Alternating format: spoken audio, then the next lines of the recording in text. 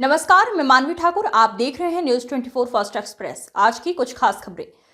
कैमूर चैनपुर विधानसभा क्षेत्र के जदयू नेता आलोक सिंह ने आज बहुजन समाज पार्टी बसपा की सदस्यता ग्रहण की है। बसपा में शामिल होने के बाद जब वे अपने गृह जिला कैमूर पहुंचे तो उनके समर्थकों ने जोरदार स्वागत किया। बसपा में शामिल हुए आलोक सिंह पूर्व में चैनपुर विधानसभा से निर्दलीय प्रत्याशी के रूप में चुनाव लड़ चुके हैं। इस बार चर्चा है कि वे बसपा से चुनाव लड़ने की तैयारी में हैं और पार्टी के ज्वाइनिंग कार्यक्रम के दौरान उन्होंने कहा कि बसपा शोषित, दलित, गरीब और मजदूर वर्ग के हितों के लिए काम करती है। बसपा में शामिल हुए आलोक सिंह बसपा में शामिल है नीतीश सरकार पर हमला बोलते हुए आलोक सिंह ने कहा कि वे पहले जदयू में थे, लेकिन मौजूदा सरकार की स्थिति को देखते हुए उन्होंने पार्टी छोड़ने का निर्णय लिया। उन्होंने कहा कि बिहार में क्राइम और विकास की स्थिति बदतर हो चुकी है। चैनपुर में नहीं हुआ कोई विकास। आलोक सिंह ने अपने क्षेत्र चैनपुर का उल्लेख करते हुए कहा कि यहाँ के मंत्री होने के बावजूद कोई विकास नहीं हुआ है और लोगों को सड़क, बिजली और पानी जैसी मूलभूत सुविधाएं नहीं मिल पा रही हैं।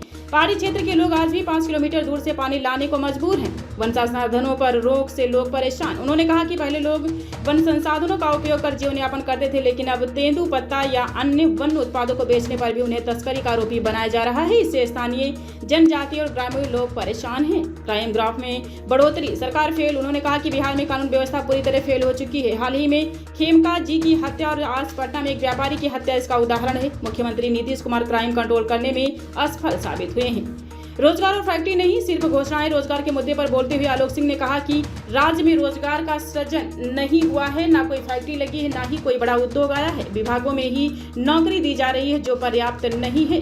रोपवे की घोषणा रह गई अधूरी। जी हां, उन्होंने बताया कि 6 साल पहले मुंडेश्वरी धाम में रोपवे चालू करने की घोषणा हुई थी, लेकिन आज तक शिलान्यास तक नहीं हुआ है। दूसरे जिलों में कार्य शुरू हो गया है, लेकिन कैमूर में प्रतिनिधियों की उदासीनता और सरकारी अनदेखी के चलते प्रोजेक्ट अटका पड़ा है।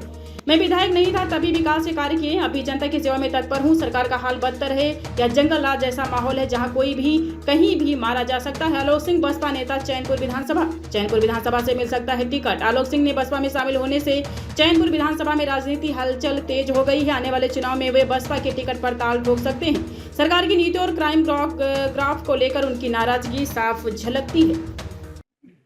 मौजूदा हालात नीतीश सरकार का जो बिहार में चल रहा है उसको कैसे देखते हैं? हालात नीतीश जी का पहले का कार्यकाल देखिए और अभी का देखिए। लगातार रोज हत्या, आज भी पटना में हत्या हुई है। एक व्यापारी की आज भी हत्या हुई है। अभी बीच में खेमका जी की चाहे हत्या हुई, सिवान में हत्या हुई, पूर्णिया में हुई, जला के मार डाला गया। इस पर सरकार तो अभी के समय में तो पूरा के पूरा फेलवर है, तो सब देख रहे हैं। जंगल राज करते थे।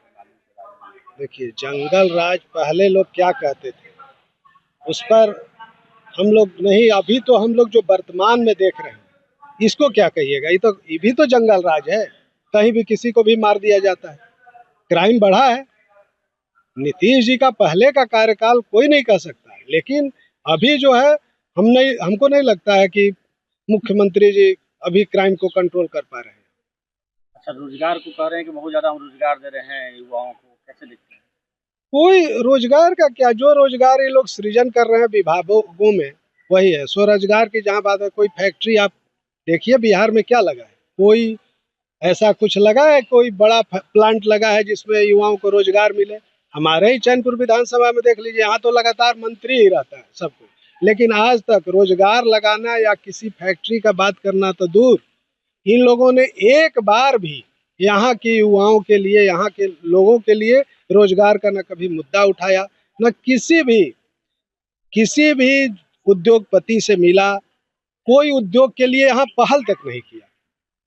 और काम का जो स्थिति है कि चैनपुर क्षेत्र में विकास, हमारे यहाँ मुंडेश्वरी माता का रोपवे इतना बड़ा धार्मिक स्थान है, 6 साल पहले रोपवे चालू हुआ था, यहाँ पे काम करने के लिए स्वीकृत हुआ है। लेकिन आप चले जाइए मंदार पदबस से लेके कई जगह राजगीर में रोपवे बन के तैयार हुआ, वहाँ चालू हो गया, लेकिन हमारे यहाँ के प्रतिनिधि हैं कोई मतलब ही नहीं, कभी मामला भी नहीं, या तो इनका कोई सुनता नहीं है इन लोगों का। हमारे यहाँ से जो जनप्रतिनिधि होते हैं हमको लगता नहीं है कि इन लोग का कोई सुनता भी, क्योंकि एक इतना बड़ा धार्मिक स्थल जो विश्व के सबसे प्राचीन स्थल में है, वहाँ एक मामूली सुविधा के लिए लोग तरस रहे हैं।